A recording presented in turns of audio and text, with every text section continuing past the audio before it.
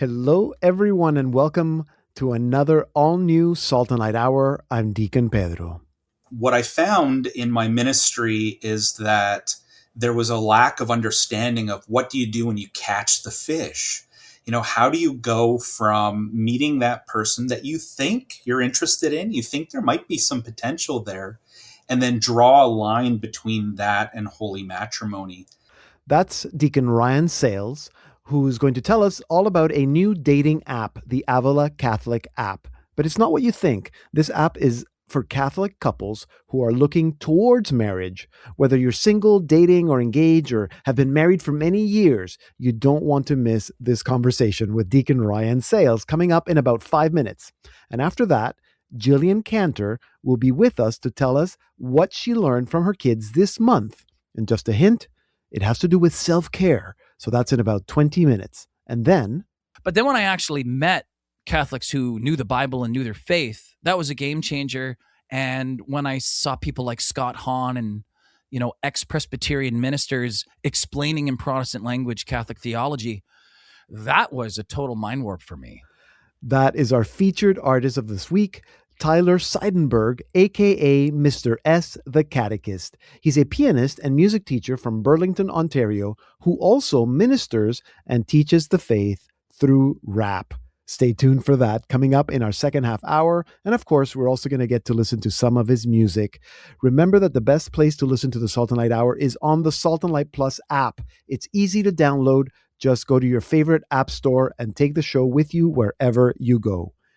Coming up, a dating app for couples discerning marriage. But first, here is our featured artist of the week, Mr. S, the Catechist, with I Need You.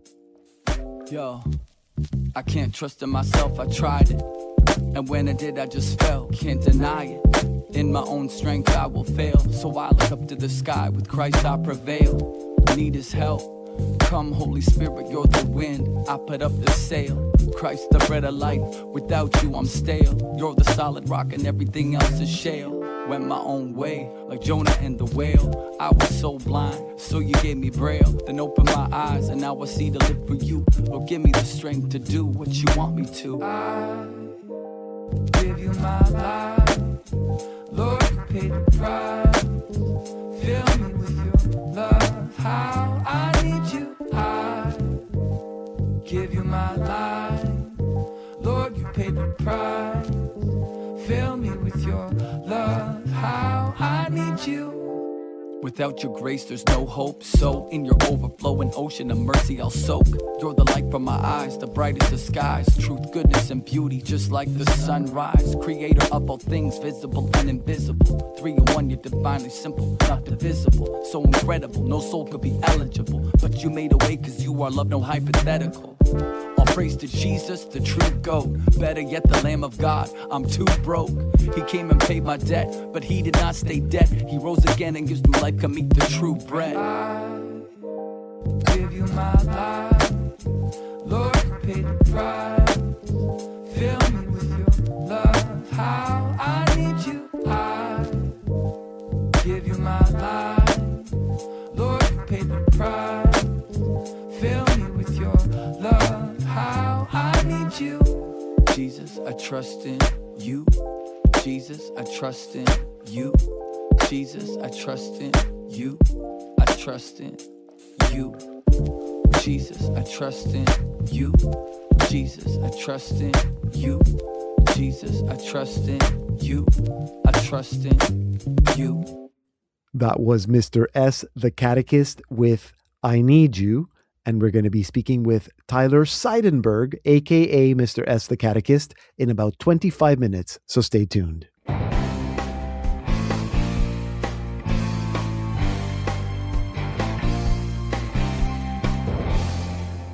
You've probably heard of dating apps. Maybe you use them. Tinder, Bumble, Hinge, apps designed to help you find someone. You swipe right, swipe left. But here's the thing. Finding someone is only the beginning. And if you're Catholic, chances are that you've had that moment of wondering, okay, now what? How do we actually do this? What does Catholic dating even look like? That's where this new app comes in. It's called the Avila Catholic app, built exclusively for Catholic couples who are dating or engaged to help you grow together in faith, ask deeper questions, and prepare intentionally for the sacrament of marriage. And to tell us more, I am now joined by the creator of the Avila Catholic app, Deacon Ryan Sales. Deacon Ryan, welcome to the Salt and Light Hour. Oh, thanks for having me. I'm very appreciative. I'm always happy to have deacons on the show. Sometimes I think we should only interview deacons. I would agree, but I think we do need to make sure that we cover the rest of the body of Christ. The rest of the body of Christ. Deacons are doing great things like you. So this app, what is the app? What is the Avila Catholic app? Yeah. So it's kind of unique in that it's a dating app that's not to find somebody. So the traditional dating apps are geared towards, going out fishing and trying to find that holy spouse. But what I found in my ministry is that there was a lack of understanding of what do you do when you catch the fish? How do you go from meeting that person that you think you're interested in, you think there might be some potential there, and then draw a line between that and holy matrimony? And a lot of the things that we take for granted, like good role models or the ability to have good and holy conversations, the ability to come to know somebody and to know what it is that you're actually doing while you're dating and discerning marriage. These things aren't as common as maybe they once were. And so I found a lot of couples, and maybe you've experienced this at the parish level, a lot of couples are coming in for marriage preparation, and we're giving them these, premarital, interview questions. And is that really the time to be identifying issues in their relationship? Exactly. After they've been dating for 6 years and they're getting married. Yeah. I know. Do you think that the part of the maybe I was going to say part of the problem, but maybe it's not a problem. Part of the challenge is that people just don't know what the purpose of dating is. Absolutely. There's an issue that's fundamentally baked in, and I think it's a nomenclature issue because we call going out for coffee with somebody a date, and we've been very, very clear. Like we need to let them know this is a date. We want people to know what they're doing. But then the process for the rest of the relationship through to engagement, what do we call that? Dating. And so what are we doing? If I said instead that you went on 3 or 4 dates and were very interested in this person and then entered into courtship with them, well, you would know that there's a difference there. There's a depth and a purpose to that. And so I think it's baked into just the lack of clear... So, exactly. Just language. Would you say then that it's not the Avila app is not a dating app, but a courtship app? Then is that absolutely. Is that correct? If we're to adopt that, and I would love it if we could, if the Catholic faithful would adopt and bring back courtship, and many of the old traditional aspects of courtship. I think I would say that Avila is definitely a courtship app. Yeah, I get it. And I think a lot of our listeners will too. And I know a lot of young people who actually do call what they're doing courtship. Amen. So there is hope. So why Avila? I'm intrigued. So obviously Avila is Saint Teresa of Avila. I'm assuming that's where it comes from. But what's the connection between Avila and courtship? So I've always loved her writings and her interior castle. What she uses is marital imagery, in particular in the 6th and the 7th mansions of her interior castle. But it's all about this gradual deepening of one's relationship with God.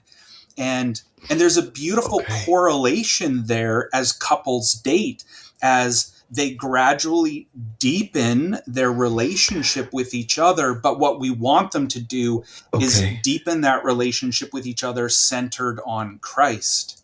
And so there's a lot of parallels between that journey into the spiritual life and the process that a dating couple who moves into courtship goes when it comes to learning about each other and discerning gradually the deeper things and uniting the love that they share for each other, not on the shallow, superficial things that maybe what attracted them at the beginning, but rather shared mission, an appreciation. We're discerning marriage here. And what is marriage about? Well, it's about getting each other to heaven. And how do we do that? By deepening our relationship and our understanding and love of Jesus Christ. And so the process couples go through is a relationship version of the interior castle. Yeah, I get it. Yeah, deepening. I like that. So it sounds, because I was going to ask you, is it like marriage prep? But it sounds like it's not like marriage prep. It's more than marriage prep. I would say it's more than marriage prep, but it borrows on some of the elements of marriage preparation. So, for example, in marriage prep, most people will do, the premarital inventory, where they get asked multiple questions about marriage. One of the aspects of Avila is that it asks on a weekly basis a couple of questions, starting out very, very gently at the beginning of their relationship. And as they use the app each week, it gradually deepens the questions. But it asks them a total of 150 questions about all aspects of marriage relationship. Wow. And the goal here is to identify those things that normally we identify when they've already set a wedding date, identify them earlier, and give them tools to address those areas that maybe they're not in sync on. Rather than waiting until the end, we identify those earlier on. So that is an aspect that's similar to marriage preparation. But there are other aspects of it which I think move beyond what marriage preparation does.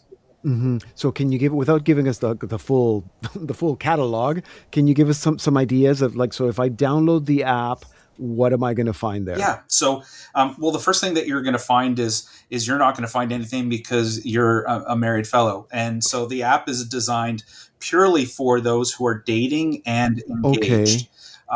But what you're going to find is inventories that you can take to gain self-knowledge. So you're going to have the ability to take an inventory that helps you understand your relationship style, your conflict management style, your financial approach.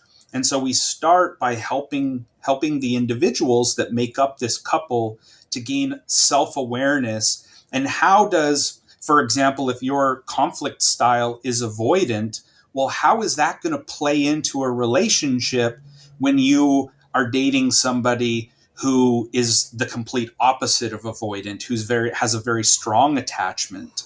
So self-awareness, and then how does that impact one's marriage or discernment of marriage? And then another thing that it does, which is one of my favorite aspects, it's called the relationship roadmap.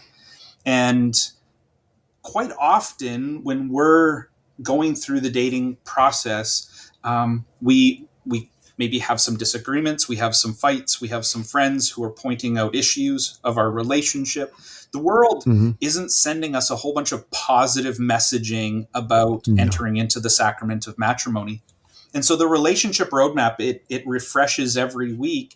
It starts out by just giving a beautiful reflection on the relationship. It takes those inventories that you've done, the questions that you've answered, and it highlights the hard work that you've put in and gives you a reflection on your relationship. And then it follows that with 5 concrete activities that you can do in the following week that will help the two of you grow deeper in your relationship with each other and with Christ. And every week, as you do more of those questions, well, the app learns more about you. Where are your strengths? Where are your weaknesses? Where are those issues of differences in financial approach or intimacy? And what it's doing is it's always orienting towards bringing the two of you together. And so, but it's trained, the app is trained to always be positive, to always look at opportunities for growth rather than being just a critical voice that's, whispering negative things over your shoulder. Yeah. So then again, just to clarify, because you're right, I tried to install the app and unless I lied, it wouldn't let me proceed, and I wasn't going to lie. But so the reflections, these are text reflections, or is there some audio, or is it all? Yeah, so these What are does it all look like? text reflections.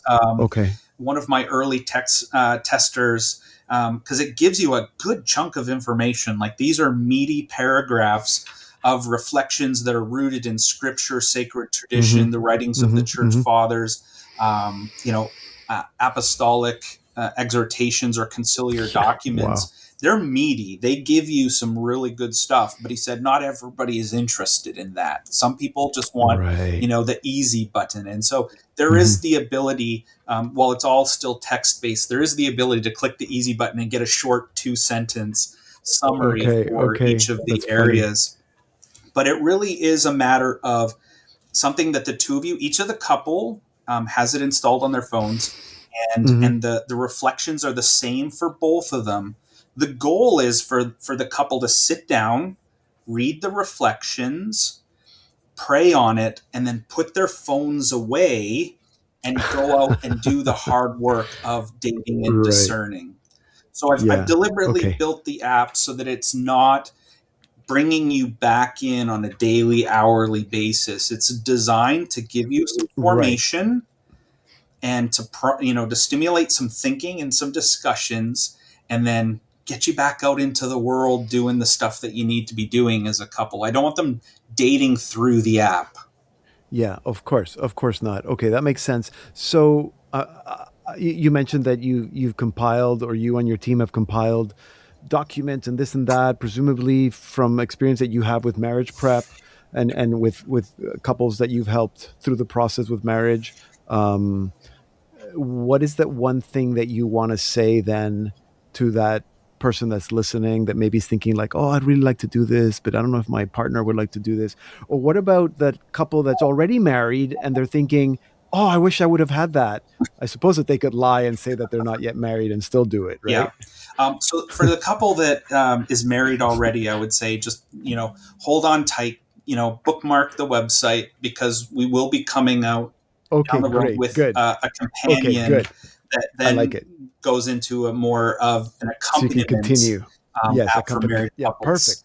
Perfect. For the couple that's thinking, but also for that married couple, I know that some young folks who are still dating, and so recommending they take a look at this would, I think, be a good course of action. For the couple that's thinking, well, is this something that I should do? Is this something that I would say give it a try. You can trial it for free. Everyone that's used the app so far, the first week, they have said, yes, this is something that is going to be very powerful for our relationship. We've put a lot of work into developing the roadmap and the inventories and the questions, all of this, so that you don't need to have a degree in theology to use it. It's a very gentle approach. And the things that it recommends are not pie in the sky, who could actually accomplish this. This is rooted in boots on the ground, my experience journeying with folks in marriage preparation and spiritual direction.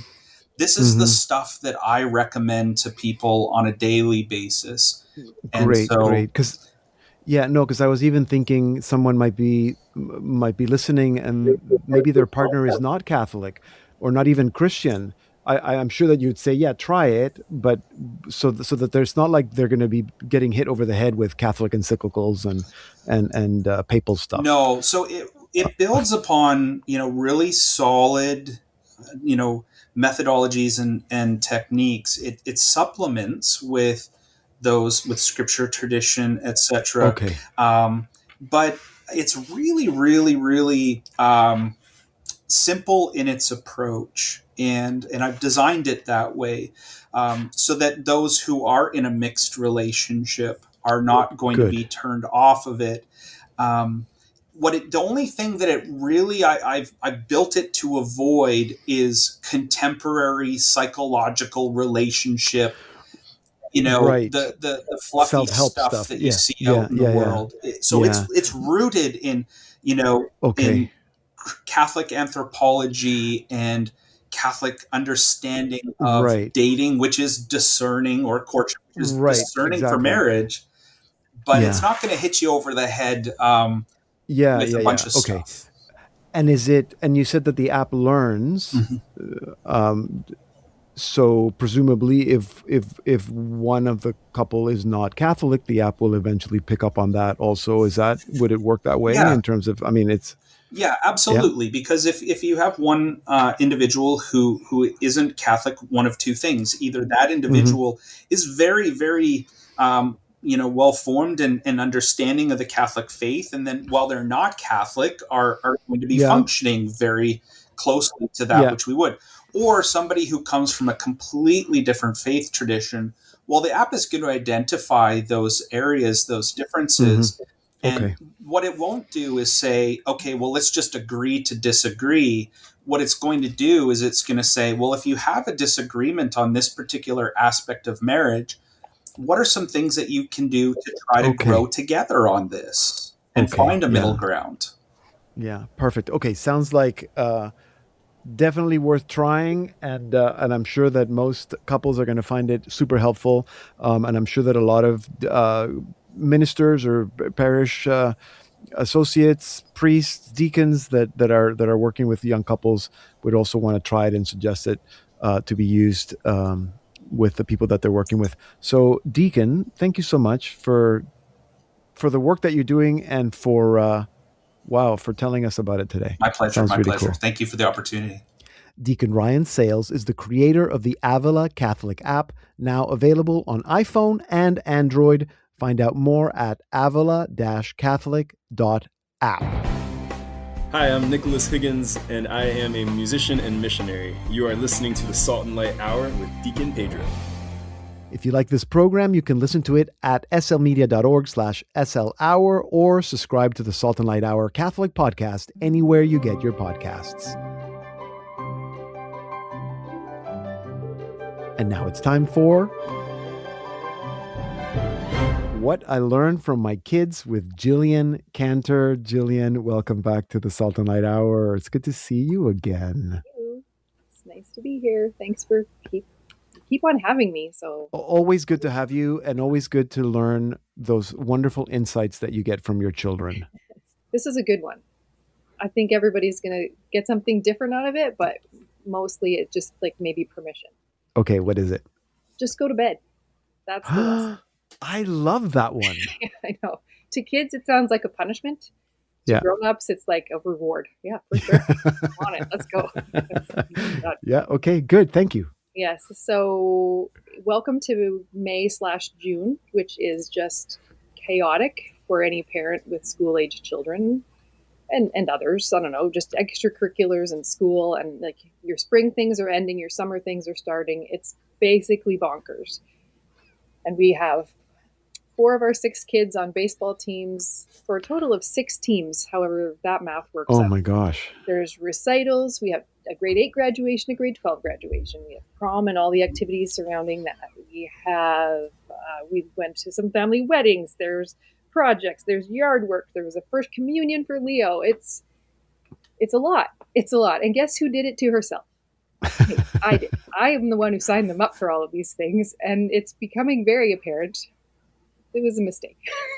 It's too much. It's too much. Now, the problem is we're also not quitters. Mhm. So we're going to see this through, even though most nights we're having supper at like 4 p.m. so that we can rush people off to where they're going. Our family dinners are a little bit like shift times, and it's not the peaceful household that I strive for. But we're going to push through because we're not going to quit. So one of these evenings when I was going through detail by minor detail what was going to be happening that evening, who's going to be home, what kid needs to look after what kid, in the middle of all that, Jane says to me, and Jane is freshly 10, she says to me, can I just go to bed?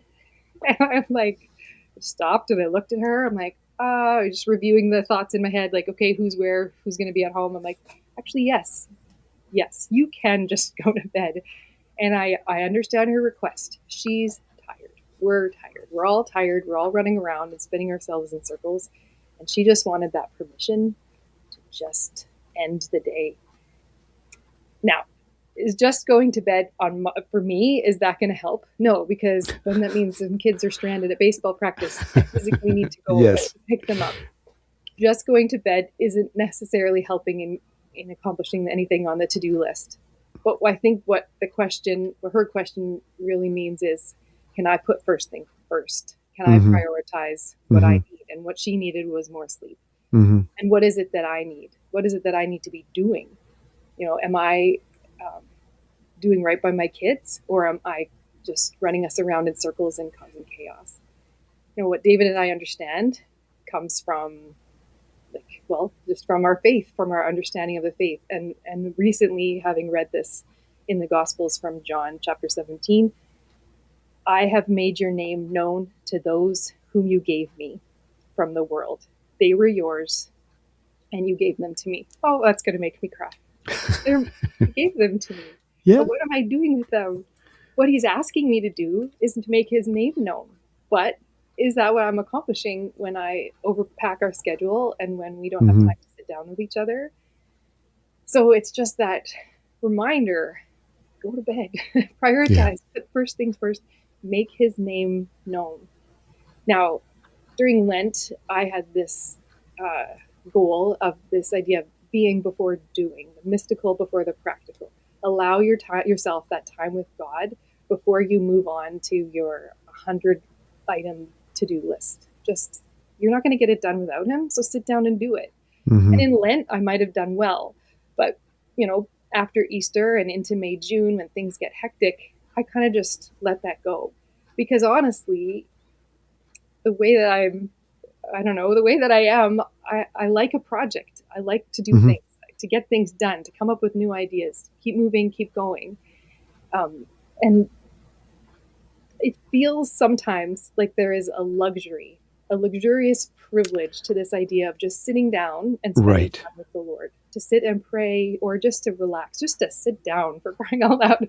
Sometimes feels like there's so much else to do. Who do I think I am that I can just get myself a warm beverage, cozy up on the couch, and read scriptures when, I got things to do. So in Jane's questioning, can I just go to bed?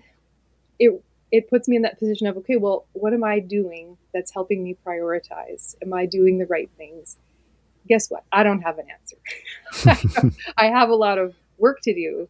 And in that sense, I don't mean the work of the things on my to-do list. I mean the work on myself, where I allow myself this luxurious privilege, where I allow myself to sit with him and to let my kids see that. I think sometimes I'll look like I'm not doing anything, or that I'm lazy, or if I want to motivate them, then the best way I can do it is by being motivated myself. But what if it's something else? What if the best way to motivate them in their relationship with God is to sit down and be in relationship with God? So it's there's no solid and I'm going to tie the bow on the story by telling you this is how I've changed and now I'm a better person. Ah ha ha. Funny. The answer, or the end to this story is, so this is what I'm working on. And I hope in all my years to come that I can become this better person who lives in better relationship with Jesus, who brings her kids along with her, so that just as we were saying in John 17:6, that I have made his name known to them, those whom he gave to me, these precious, beautiful, lovely gifts. So just go to bed. Just go to bed, prioritize that rest with him, and live in that luxury. So I hope that's what we do. Yeah, it's you do have the answer, because that is the answer. I mean, we go through different seasons in life where, sometimes we have to be busier, and obviously that's where you are right now with the children, and eventually you'll be where I am, and the children are gone, and we're just waiting for grandchildren, and we have more time for rest. Warm beverage and a couch and some quiet time, and it doesn't have to be an hour. It can be 5 minutes of rest, of slow down. Anytime I do that, I'm rewarded. I feel I know, to him in the scriptures, and I'm just slow down. Yeah. But I have to remind myself that every day that's Yeah, it is. Yeah, it is. I have to remind myself too. Yeah. And I think that's the answer, that we just have to remind ourselves and remind each other and be with each other and remind ourselves that it's okay to rest. Thank you. That's a great lesson. Thank you to Jane. I hope that she did go to bed and she didn't just like go and she's happy. Great sleep. I sleep really well too. So have a wonderful summer. Hope it's not too busy, and that you do have moments of rest by yourself and also with the whole family. Once we get pesky school out of the way, we can just be at home. Pesky school. We can just get rid of school completely so we can rest more. Gillian, have a wonderful summer. Thank you for the lesson today. Gillian Kantor is the wife of David and the mother of Joseph, Henry, Annie, Clara, Jane, and Leo.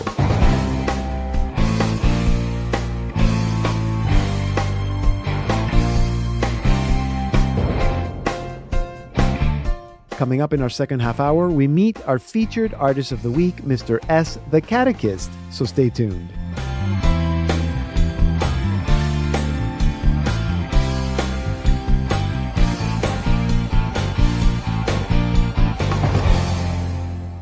Welcome to the Salt and Light Hour, Part 2. I'm Deacon Pedro. I went through a very difficult mental health time, and I wound up in the psychiatric ward for 3 weeks. And so that's why if you watch the music video to It's Been a While, you'll see that hospital imagery. That's our featured artist of the week, Tyler Seidenberg, a.k.a. Mr. S, the Catechist, telling us about a very difficult time he had. And we're going to be hearing all about that very shortly. But first, here's the song that he wrote about it. Here's Mr. S, the Catechist, with It's Been a While. It's been a while since it felt like this.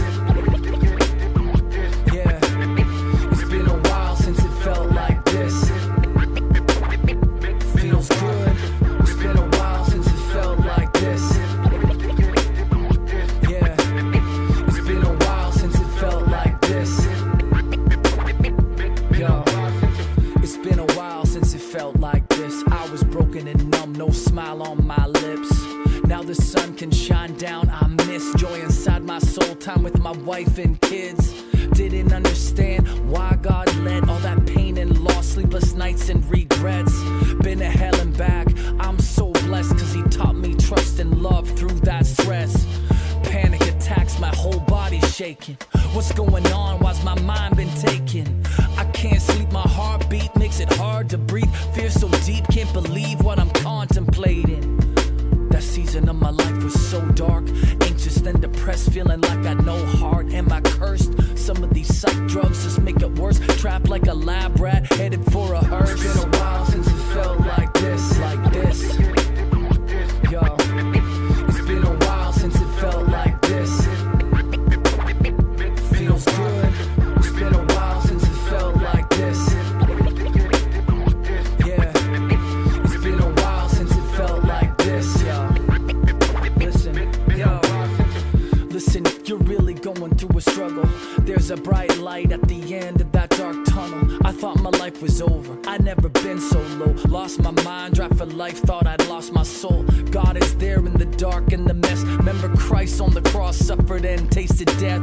You gotta go through the cross to get that resurrection. God allows trials but ends with a blessing. My battle with depression, I was hated. Evil thoughts I fought in my mind kept racing. Crying out to God, why is he delaying? Now I'm mad, where's my dad? Man, I feel forsaken. Don't be afraid to ask for help. Don't just pray it away or suffer all by yourself. Therapy and medicine may be his will. Even Jesus needed help carrying his cross up that hill. It's been a while since it felt like this, yeah. Thank you, God. It's been a while since it felt like this. I hope this helps you. It's been a while since it felt like this. Don't lose hope. It's been a while since it... That was Mr. S, the Catechist, with It's Been a While. Tyler Seidenberg is a pianist, vocalist, music teacher, producer, and church music director based in Burlington, Ontario. In other words, he's a pretty serious musician, but there's another side to Tyler, because he also ministers and teaches the faith through rap as Mr. S, the Catechist. And to tell us more, I am now joined by Mr. S, the Catechist himself, Tyler Seidenberg. Thank you. Tyler, welcome to the Sultan Light Hour. So do I call you Tyler? Do I call you Mr. S? How do we go here? Tyler is fine. It's students that usually call me Mr. S, and that's actually where the name originated. Right. Okay. So because you're a piano teacher, you're a music teacher. Yeah, I do work as a piano teacher because I grew up playing piano, and that's my main instrument. Okay. But I also taught in the school board for a number of years. I was actually a grade 7 and 8 teacher. Oh, wonderful. And I've always worked in music, and I've always loved hip hop. And when I was teaching kids, they couldn't remember certain facts, let's say fraction facts or something like that. Okay. And so I said, you know what? They all know this Eminem song by memory. So why don't I just take Unit 4 from Math Makes Sense, this was the grade 7 book. Yeah. And I'll just put it into rap form. So I wrote a fraction rap, put it on YouTube. And obviously I needed a YouTube name. And instead of saying Mr. Seidenberg, because that's what they would call me, Seidenberg is hard to spell. Yeah. And I wanted it easy, so I just called it Mr. S. So my YouTube channel was Mr. S. And I put this fraction rap out, and the kids loved it, and then they were doing really well on the test. So I kept putting out different math raps, and then it finally led to religion raps because I was teaching religion as well. Okay. And I did a number of Catholic religion raps, and that's when I eventually, the rap name evolved into Mr. S, the Catechist, because I was teaching the faith. That's funny. And they kind of blew up on online. Like one of them went, I wouldn't say viral, but there was only 33 kids in my class, and there was 8,000 or 10,000 views or something. And I was like, yeah, that's more than your kids. Okay. Yeah. That's funny. That's funny. So you started as Mr. S, the mathematician. Sure. Well, I wouldn't call myself a mathematician, but I knew enough to teach. Yeah. Mr. S, the Catechist. So wait, let me back up because you jumped ahead there. So you said the piano is your main instrument. I presume you grew up. So did your parents make you study music? There was all the music in the house. How did you start? My mom started me on piano, and so I would say I was, typical classical training. You start in a method book, and then there's RCM, the Royal Conservatory of Music, things like that. And, doing music festivals and whatnot. And then around 10 years old, I got interested in drums, and my mom also put me into singing. So I was doing drum lessons and singing lessons and piano lessons. Piano was my main one. That's what really took off. Yeah. And then I got another teacher because, you reach a point with your parent where your parent, you know what I mean? There's a clash there. Yeah, of course. So I had a teacher who would come to the house, and then after a few years, she said, you know what? I feel like I need to give him to someone else because he's really excelling, and okay, good. I'm limited in what I can do with him. And so I went to her piano teacher, and her name was Susan Mander, who was great. I had her all the way up until I left for university to study music. Okay, so good. So you studied music, and then then in terms of the songwriting, when did that start for you? It was actually my singing teacher that encouraged me to write music. I was around, I think, 10 years old, and she just had a little songwriting thing for me to do. Okay. And once that happened, I started writing songs. I actually released an album at 12 years old. Oh, that's funny. It's not on Spotify or anything. It might be at a Value Village near you somewhere. Is it any good? You know what? Well, for a 12-year-old? I would say for a 12-year-old, it's good.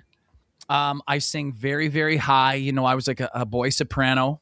Yeah. And I mean, it was good. Also, I guess what I would say too is I grew up evangelical. I didn't grow up Catholic. Okay, that was going to be my next question.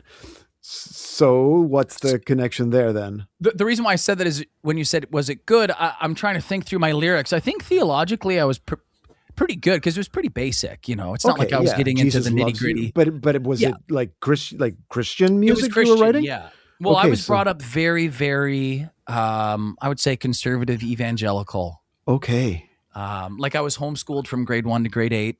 Okay. A lot of Rebecca books, Bob Jones, Yeah. And, so then I went listening to praise and worship kind of thing, is that kind of music? Yeah. So then was all the music that you were writing faith-based or Christian music? I mean, I would write kind of silly songs when I was always musical, and my mom noticed that I was musical. So I would just write songs for fun and things like that. But when I was making an album, which my mom encouraged me to do, I would say it was heavily influenced by my mom, obviously, as a 10-year-old, 11-year-old. Well, So she was sort of like my manager, you could say. And she said, you should write songs about Jesus. You should write songs, that are going to be a witness to people. And to be honest, that's a good thing. That's what I do now too. Yeah. Obviously in a bit more of a nuanced way, but obviously as a 10-year-old, I was playing piano. So I was writing at the piano, and I actually really like Coldplay. It's not like I wasn't allowed to listen to any secular music. Yeah. I absolutely loved Coldplay. I remember when Yellow came out, that like changed my life. That was the first CD I ever owned. Okay. And so I was heavily influenced by that. But then obviously a lot of Hillsong. Yeah. Okay. Yeah, of course. Yeah. And then, then can I jump ahead? So then what? Sure. You're not an evangelical Christian anymore. You're a Catholic. When did that happen? So that happened, I think, 12 years ago. I was actually working as a music pastor at a Pentecostal church in Hamilton. Okay. Wow. And it's a pretty long story. So I'll try to fast give forward. me the short Basically, version. I started looking into, I was seeing, I would say, problems within the Protestant world. Because if I go back a little bit, I actually traveled with a couple bands. So there were evangelical bands. One was a kids band called God Rocks. I was the drummer in that band. Okay. And it was a whole sort of multimedia thing. There was a cartoon that went along with it. I think I have those CDs, actually. Oh, do you? God Rocks. Yeah. It's funny. I'm going to have to look them up. Note. Yeah. But so I traveled with them for about 4 years, and that's where I got used to performing in the music industry and making music videos and things like that. And so we went all over North America. We went as far as Barbados. That was a great trip. And so we went all across Canada. We were mainly in the States, actually. Okay. But everything was filmed in Burlington, where I now live. Okay. You know it was a Crossroads Canadian Center? Yeah, I didn't know it was a Canadian God Rocks initiative. God Rocks is Canadian. Yes. Wow. Yeah. So it was affiliated with Crossroads with. It was in that Huntley center. It was Street, Chelsea Road Studios. Bruce Stacy was the creator of it. And I auditioned for the part, and I got it. What a great opportunity. Yeah. When I traveled with them, that was the first time I started going to other denominations, I would say. Because we're performing at Baptist churches, and now we're performing at, non-denominational churches, and now we're doing a VBS here at this free, you know what I mean? Yeah. And so there was an evangelical thread for sure, but we actually did a Catholic school circuit as well. Yeah. And so I was seeing different stripes of Christianity in a new way, like not just going to church with my parents on vacation, where we might go to another church. This is now me as a teenager starting to see on my own and travel more different Christians. And so I would hear different sermons, and one pastor would say you can lose your salvation. Another pastor would say you can't, and one pastor says that you can baptize babies, and another one says, no, it's believer's baptism when you're of a certain age. So I started seeing in Protestantism, there's some major disagreements on pretty crucial things. Who's right? And so I would watch a lot of debates, and I was digging deeper, and, I'm reading the Bible and whatnot. And so that's sort of where I was. Catholicism wasn't even an option for me because I'd been brought up, I would say semi-anti-Catholic. Not that I hated on anybody, but it was more, that's, very Pharisaical. They believe you have to earn your way. It was false what I thought about Catholics. But then when I actually met Catholics who knew the Bible and knew their faith, that was a game changer. And when I saw people like Scott Hahn and, ex-Presbyterian ministers explaining in Protestant language Catholic theology, that was a total mind warp for me. Okay. Yeah. And it was beautiful because then I started hearing answers I had never heard before, just in a totally different paradigm. And I mean, it took me a while. It took me about 3 years of, I bought a lot of books. I watched every debate I could find, and a lot of prayer. And I'm working as a music pastor at a Pentecostal church. Eventually I was so convinced of Catholicism, I had to step down. And my girlfriend at the time, she went to that church too. And I told her, I said, look, this might be a deal breaker for you, but I'm considering becoming Catholic. And she started looking into it as well. And she's my wife now. So we both went to RCIA together. And wonderful. Yeah, so we've been Catholic for about 12 years. Oh, congratulations. That's a great story. Thanks. So you obviously have continued with the music. Maybe the lyrics have changed slightly. You're still writing Slightly. songs. Yeah, slightly about faith, but you're catechizing. Yeah.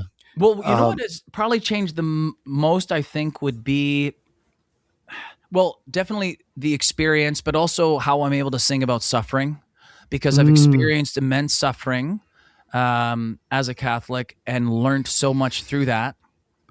And the way that Catholics approach suffering is much different than what I was brought up with. You're listening to the Salt and Light Hour. I'm Deacon Pedro, and we're speaking with Tyler Seidenberg, a.k.a. Mr. S, the Catechist, who just mentioned suffering. And so I asked him to tell us more, and he referenced one of his songs. In fact, the one we heard just before the interview, It's Been a While. And that's where we continue.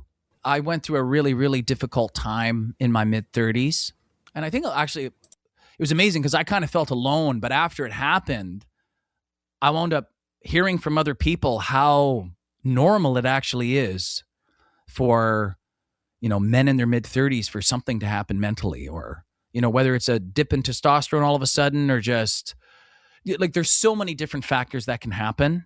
Just a mixture of life, or something kind of flips in the brain, or your dopamine drops, or there's all sorts of things that can happen. I think it was also mixed in with spiritual things as well, because the devil likes to kick you when you're down, if the Lord allows it. And God obviously allowed it in my life. But I went through a very difficult mental health time, and I wound up in the psychiatric ward for 3 weeks. And so that's why if you watch the music video to It's Been a While, you'll see that hospital imagery. And that's why it says, panic attacks, my whole body shaking. What's going on? Why has my mind been taken? I can't sleep. My heartbeat makes it hard to breathe. Fear so deep, can't believe what I'm contemplating. That season of my life was so dark, anxious and depressed, feeling like I'd no heart. Am I cursed? Some of these psych drugs just make it worse. Trapped like a lab rat headed for a hearse. That's really what it felt like. Mm-hmm. But then verse 2 is talking about like the final line, and it was something that I'd realized praying the rosary, was even Jesus needed help carrying his cross up the hill. I remember going, oh my goodness, he can walk on the water, he can feed the 5,000, he can raise the dead, but he needed help carrying his cross. And so it sort of makes you think like, this is God, this is the God-man. And someone is assisting him during his hardest time, And so how much more us, you know what I mean? Like, I'm not Jesus. So trying to hold it all together or do it on your own, that, you know what I mean? That is not the way to go about it. And I think sometimes that's how guys feel, like, I'll just deal with this on my own. But it's like, look, even Jesus had help. So don't feel bad if you need a little bit of help, Yeah, of course. But anyway, like the people can check out the song. I think if you watch it with the lyric video on YouTube, it'll hit even harder. Yeah, absolutely. Yeah. But I actually, you saw me perform it live. I'm in Toronto, and a family came up to me and they said, what you just described is exactly what our daughter went through. Yeah. And they're like, we are so glad that you shared that. And the daughter, you could see, she almost had like tears in her eyes. And that's why I do it. It's like, I really want to share something of great significance in, a musical style that's fitting, I would say. In a way that's accessible too, because when you communicate something through music, you're communicating, it's more than just words. It's at different levels. There's an emotional connection. And I think that if I can, not to change the topic, but I think that you have found a way to do that effectively, because you're able to go from one style of music or a genre to different ones depending on what the message is. Because you talked about piano, that's an instrument. The hip hop is very different. Yeah. You also have all these songs that you've written for children. Yes. So that's a completely different thing, but I think that you would agree that it's the same purpose. It's the same purpose. Yeah, I guess I'd put it like this. If you're a really good chef, you can probably do different types of cuisine. Yeah. So it's like, okay, if we're doing burgers and fries, and that's kind of the, or if you're doing a breakfast diner, or if you're doing, it's a good way to Chinese to put it, dish, or Italian cuisine, you know, okay, it's different ingredients, it's slightly different, but there's certain principles that are similar, and similar ends as well. It's like, well, it's got to taste good. And so the reason why I actually really love hip hop, obviously I like the way that it sounds, but I love how much you're able to say, because and there's so many different styles of hip hop word-based, too. Yeah, because it's poetic, but it also can be more aggressive, or it can be a little bit heavier. And there are some very heavy topics, you know. When I find if I'm doing a piano ballad, that's more of like a loving prayer. That might be like a loving prayer, like very reflective. Right. And then the kids' music is more like very educational, and it could be like a happy psalm. Yeah, you know, exactly. Like a praise the Lord and get the kids moving kind of thing. Exactly. And so, like, ultimately, yeah, you want to reach people and share Jesus. But I would say one of the things that changed as a Catholic is sharing truth. Because even if you're not explicitly saying a Bible verse or explicitly saying Jesus' name, if what you're doing is true, good, and beautiful, then implicitly you are pointing people to Christ. Absolutely. You know? Absolutely. And so it's sort of like, okay, the piano music that I do, that's for a certain audience that likes that, and it lends itself well to certain expressions of faith. And then for a younger audience, the hip hop stuff works very, very well, and it's opened me up to places I wouldn't be able to go with the other style of music. And then the kids' music actually is my largest, most popular, but I think it's because in the Catholic world, people are very hungry for it. Because it is so monopolized by Protestants. It is. It's true. It's true. Tyler, we're almost out of time, but sorry. I wanted to ask you. No, I wanted to ask you about because you're also one other thing that you're working on. There's other projects. You're playing again now with a band once again. Tell us quickly about that. Sure. Yeah, it's a duo that I formed with my friend Gabriel Jean-Maria, who I believe you interviewed. He's been on the ago. show. Yes. Yep. So he's amazing, and we were both hired to play. He was playing drums, I was playing piano. So we hadn't met, but we were both hired to form a band. And that's where we met. We were at a couple rehearsals, and we clicked really well. And then we found out, we're both Catholic. You know, he's young, and he's, you know what I mean? Like, he sings too. And so great. I can't even remember exactly how it formed. But basically, we're like, hey, we should get together, because finding another like-minded young Catholic guy who's a really strong musician, that's kind of hard. And also local, because he's in Hamilton, I'm in Burlington. We're like 15 minutes away. Very close. So we're like, hey, let's get a duo going. We wrote some songs together, and we just click really, really well. So at first, I thought our name would be Ty and Gabe. And then he came up with a way better name, which was Friends of Cecilia. Okay. It's sort of that thing like, if you know, Saint Cecilia, patron saint of music. Yeah. So it's sort of a sneaky title. So we've got a couple lyric videos, and we also did some music for Father Adam. He's a legionary priest who does music. But if you go to our YouTube channel, Friends of Cecilia, you'll see it all there. Okay, and that's actually, great. Tomorrow we are recording a new single. Oh, okay. So looking forward to that. Maybe I can have the two of you together once you have more music that you write together. Yeah, because we just formed. It's very fresh. It's very fresh. Okay, good. So something to look forward to. Friends of Cecilia. Tyler, we need to leave it there. Thank you so much for speaking with us today and for sharing your music with us. And definitely looking forward to more, especially the work that you're doing with Gabriel. Oh, thank you. So thank you so much. It's great meeting you. Take care. You as God well. bless. I really appreciate it. Thank you. You can listen to Mr. S. the Catechist anywhere you stream music, and you can watch his videos on YouTube and on your social media. And you can find the kids' music at CatholicSongsForKids.org. If you want to find out more about Tyler Seidenberg, you can also just go to his website, TylerSeidenberg.com. Here now is Mr. S. the Catechist with Say the Creed. Say the creed, say the creed, say the creed, man, is what we believe. Say the creed, say the creed, we be repping truth for 20 centuries. Hey, say the creed, say the creed, say the creed, man, is what we believe. Say the creed, say the creed, we be repping truth for 20 centuries. Hey, speak the truth in love, but don't water it down. Truth dilute its heresy, confusion, then you drown. And people search for truth, we all look for that light. So don't be silent about the one who gives eternal life. The world is dark out there, the blind leading the blind. And some don't want the light because it's bright, it hurts their eyes. But Catholics have the truth, we gotta catechize, or else the evil one will hypnotize with twisted lies. I'm not scared to speak, don't care what you think. Like if the world says that it's lame to swim but cool to sink. Jesus is Messiah, the universal King. Fully God and man, came to bring salvation, sing. I believe in every single doctrine of the Nicene Creed. I believe the Catholic Church is Christ's authority. Maybe you're saying the words, but did they come from your heart? Does it affect how you live? If not today, make a start.